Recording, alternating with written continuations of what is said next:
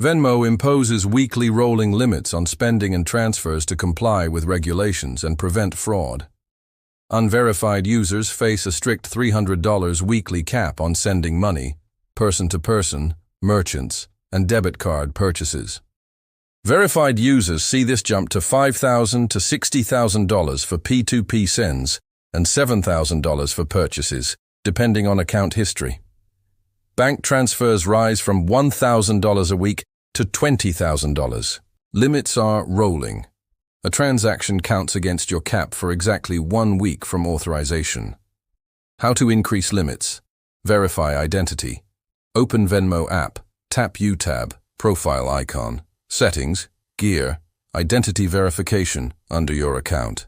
Enter legal name, date of birth, address, and SSN, last 4 digits minimum, full for full access. Submit. Approval is instant to 24 hours. Soft credit check, no score impact. Check status, settings, limits, view updated caps. Tips. Link a bank or debit card first for higher transfer options. Build history. Consistent small transactions may raise limits further via Venmo reviews.